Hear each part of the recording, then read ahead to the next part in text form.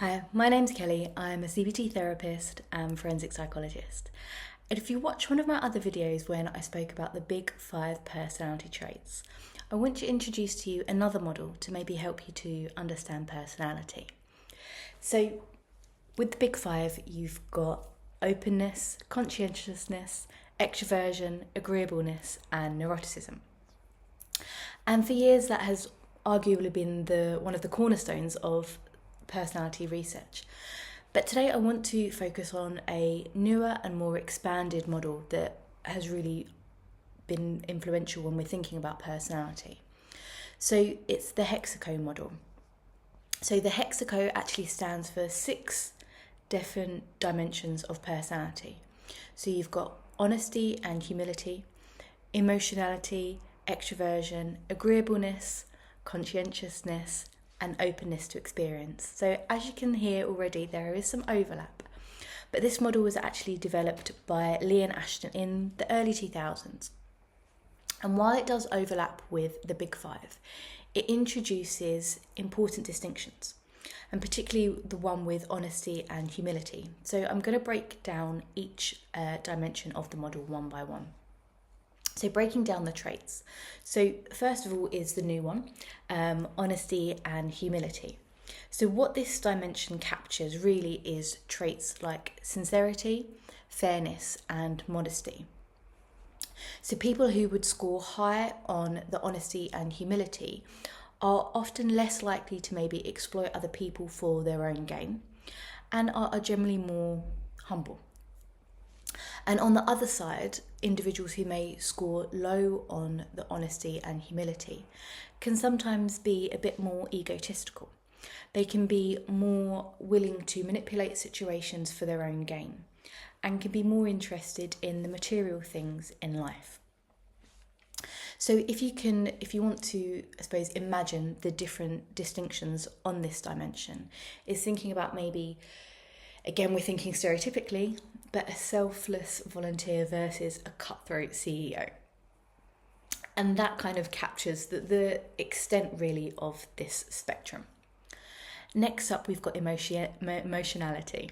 So this is similar to the big 5's neuroticism, but it's got a bit of a twist to it.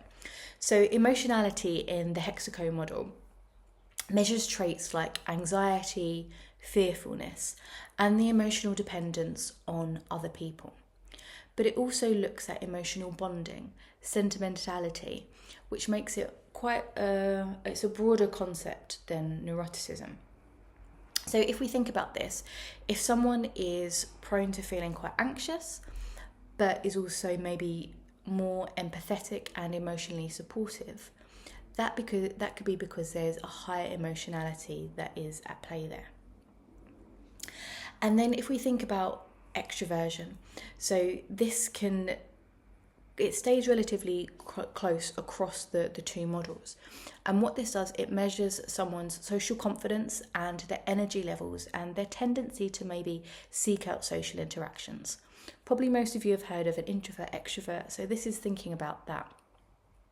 So with this, if someone was to score high on extraversion, they thrive in social settings. Whereas people who score low, they may prefer solitude or feel quite drained by too much social interaction.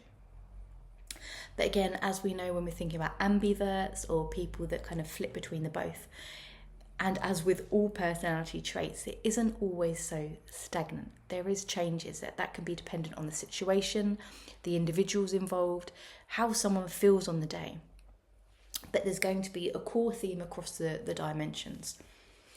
Then the next one is agreeableness. So with this, in the HEXACO model, agreeableness is different to what is actually spoken about in the big 5. So it focuses more on the tolerance versus anger. So agreeableness here is about how easily a person forgives other people and avoids conflict. So people low on this trait tend to be more temperamental. They can be easily frustrated and can be willing to seek out revenge. Whereas people who are higher in this trait are going to be, I suppose, more level-headed.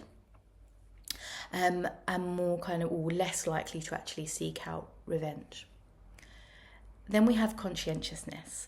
So in the HEXACO model, it is quite similar to what's in the Big Five.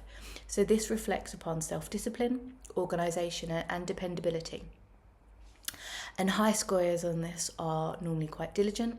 They can be quite reliable, where low scorers may struggle with planning or could be maybe prone to procrastinating.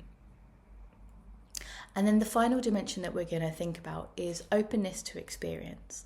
So just like in the Big Five, this dimension reflects upon an individual's willingness to engage in new, novel ideas, creativity, and curiosity about the world around them.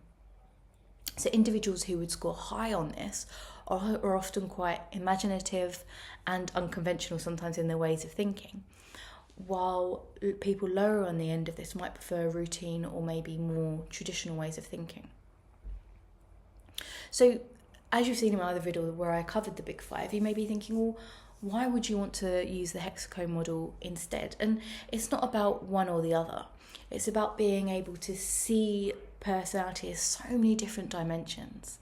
But within HEXACO, one of the key reasons that you may want to include that is the looking at the honesty and humility dimension, because this allows psychologists or researchers or just individuals interested to better capture those personality traits related to ethical, pro-social and moral decision-making behaviour.